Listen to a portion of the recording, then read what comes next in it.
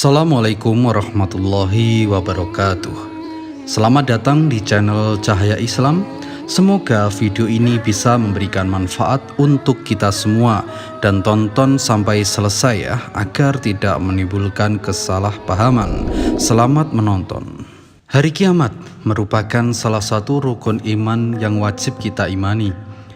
Berakhirnya kehidupan di seluruh alam semesta adalah hari di mana langit akan terbelah, planet-planetnya telah berterbangan, bintang-bintang berjatuhan, gunung-gunung hancur, matahari digulung, binatang-binatang liar telah dikumpulkan, lautan-lautan meluap, roh-roh dipertemukan dengan badan, neraka dinyalakan, surga telah didekatkan, dan bumi diratakan. Kabar tentang terjadinya hari kiamat sudah tertulis dalam Al-Quran. Bisa disimpulkan bahwa saat ini kita sedang menanti datangnya tanda kiamat besar.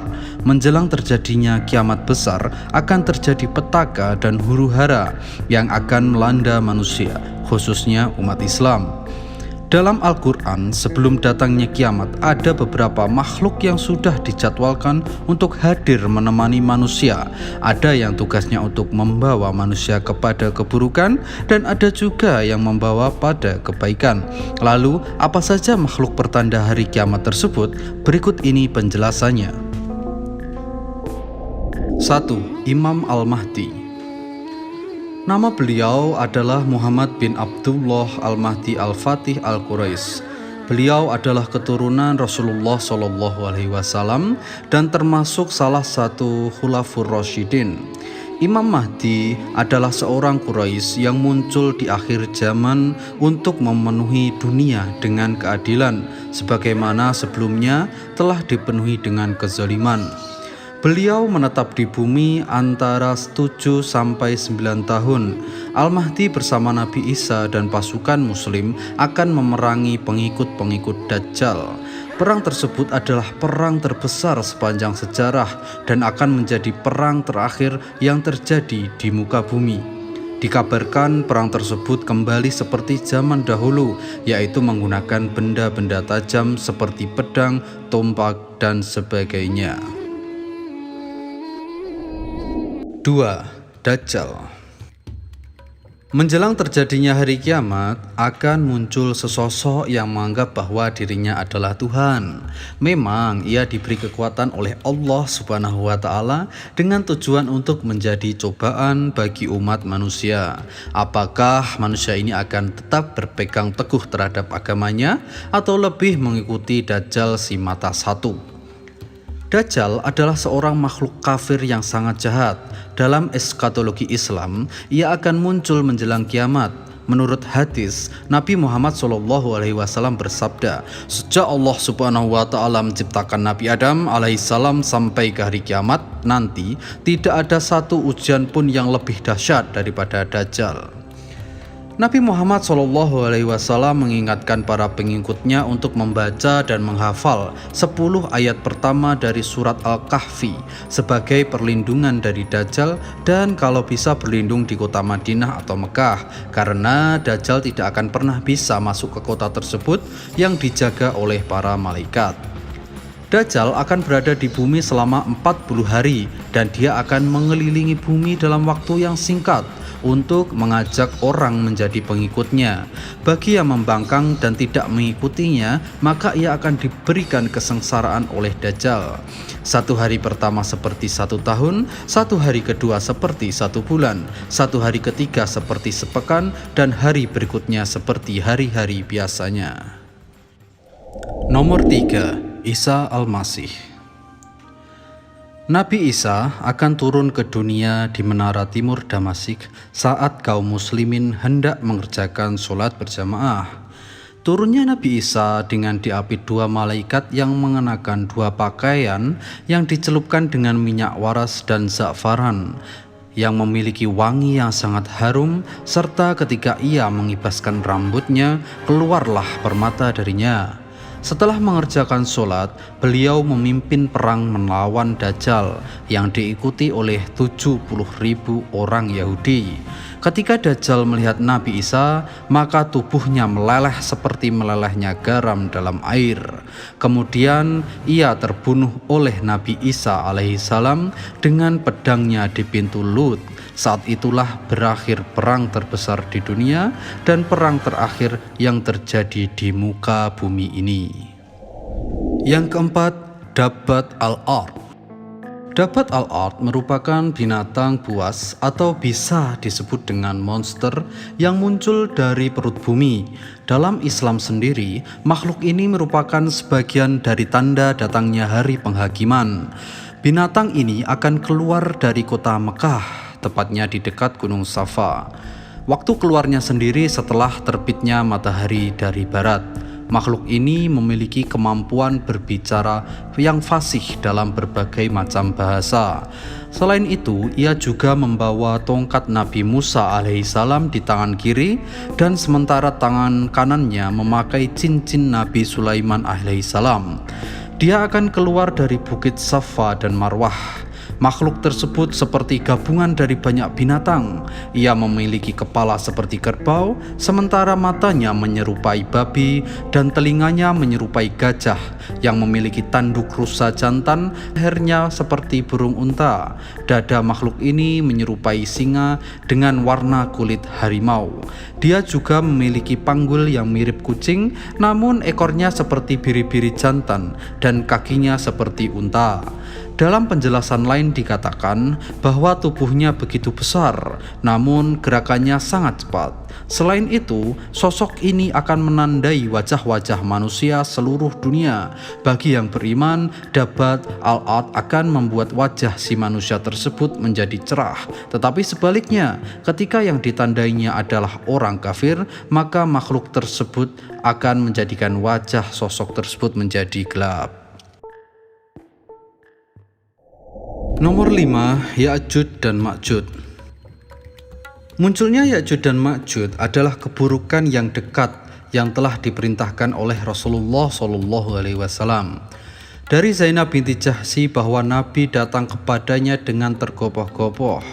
Beliau bersabda, "La ilaha illallah, celakalah orang-orang Arab dari keburukan yang telah dekat. Pada hari ini benteng Ya'juj Ma'juj dibuka seperti ini." Rasulullah SAW meninggalkan ibu jarinya dengan jari telunjuknya. Muttafaq alaihi mukhtasar Sahih Al-Bukhari nomor 1341, Mukhtasar Sahih Muslim nomor 1987. Selama ini ada beragam persepsi tentang Ya'juj Ma'juj. Ada yang mengatakan jika bangsa ini adalah alien, monster-monster buas, sampai ada yang mengatakan sebagai perlambangan dari sifat-sifat jahat. Tapi kalau merujuk dari banyak referensi, dikatakan dengan jelas jika bangsa satu ini adalah manusia. Disebutkan bahwa bangsa Ya'juj Ma'juj gemar membuat keonaran di sekitar tempat yang mereka tinggali. Mereka sangat kuat dan tidak bisa dilawan sehingga manusia pun menyerah menghadapi kegilaan bangsa ini. Hingga akhirnya seorang raja bernama Zulkarnain berinisiatif untuk membangun sebuah tembok besar atas paksaan umat manusia. Dalam hadis riwayat Ahmad, Nabi berkata jika tembok ini sangat dijaga oleh Allah. Ketika Ya'juj dan Ma'juj berhasil membuat lubang, keesokan harinya Allah mengembalikan bekas lubang tersebut dan membuatnya lebih kuat dari sebelumnya. Namun dikatakan dalam Al-Quran, jika saatnya nanti tiba, tembok ini akan sanggup diruntuhkan oleh mereka. Ya'juj dan Ma'juj sendiri tidak mati di tangan Nabi Isa maupun Al-Mahdi. Mereka akan mati dengan ulat-ulat yang menggerogoti leher-leher bangsa laknat ini. Sesuai dengan hadis yang diriwayatkan oleh Muslim, bangsa barbar ini mati seketika dan mayat-mayat mereka bergelimpangan serta berbau busuk. Tubuh mereka memenuhi daratan hingga Nabi Isa dan sahabat-sahabatnya tak menemukan tanah untuk dipijak. Nomor 6, Anqa. Anqa adalah seekor burung besar misterius dalam mitologi Islam. Burung ini disebutkan namanya dalam buku karya Zakaria Al-Qaswini yang berjudul Makhluk-makhluk Ajaib dan Hal-hal Aneh yang Ada. Burung raksasa ini pernah dikisahkan oleh Al-Kisai bahwa burung tersebut pernah ada pada zaman Nabi Hanzalah dengan umatnya yang disebut Ashab Ar-Ras. Ia berhasil membunuh burung ini dengan cara meminta doa kepada Allah Subhanahu wa Ta'ala untuk mematikan dan memutuskan keturunannya. Burung ini sering diidentikan dengan burung Simurg dari Persia atau Phoenix dari Mesir kuno. Menurut manuskrip kuno berupa teks Arab kuno dari Timur Tengah, legenda burung kolosal ini dikisahkan memiliki tubuh sangatlah besar sehingga sanggup membawa seekor gajah hanya dengan cakarnya yang tajam. Sumber-sumber kuno ini menjelaskan bahwa burung Anqa pernah dipercaya sebagai makhluk mulia yang diciptakan oleh Tuhan. Al-Kisai mengisahkan bahwa burung ini tinggal di sebuah gunung tinggi yang bernama Gunung Falats.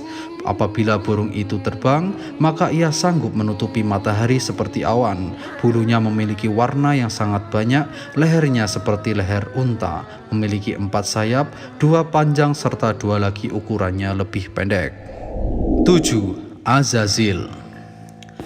Azazil adalah nama asli dari iblis yang merupakan bapak dari bangsa jin. Sedangkan pendapat lain mengatakan bahwa nama asli iblis adalah Al-Harits.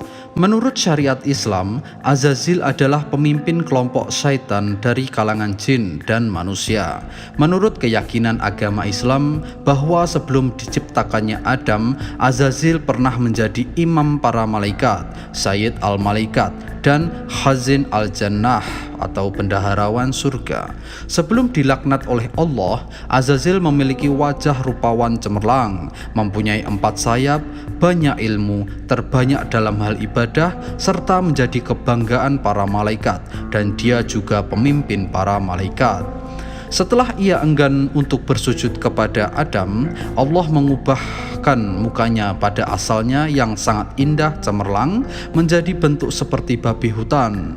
Allah mengubah kepalanya seperti kepala unta, dadanya seperti daging yang menonjol di atas punggung, wajah yang ada di antara dada dan kepala itu seperti wajah kera. Kedua matanya terbelah pada sepanjang permukaan wajahnya. Lubang hidungnya terbuka seperti cerek tukang bekam. Kedua bibirnya seperti bibir lembu, taringnya keluar seperti taring babi hutan, dan janggut terdapat sebanyak 7 helai. Azazil diberi umur hingga hari akhir kiamat dengan janji untuk menyesatkan manusia sebanyak mungkin dan menemaninya di neraka jahanam kelak. Begitulah Allah menciptakan makhluk dan keajaiban-keajaiban pada akhir zaman bahwa apa yang difirmankan yang merupakan bukti-bukti kebenarannya. Semoga kita semua dijaga oleh Allah Subhanahu wa Ta'ala dari fitnah Dajjal dan juga dari sifat Ya'juj Ma'juj. Amin amin ya rabbal alamin. Wassalamualaikum warahmatullahi wabarakatuh.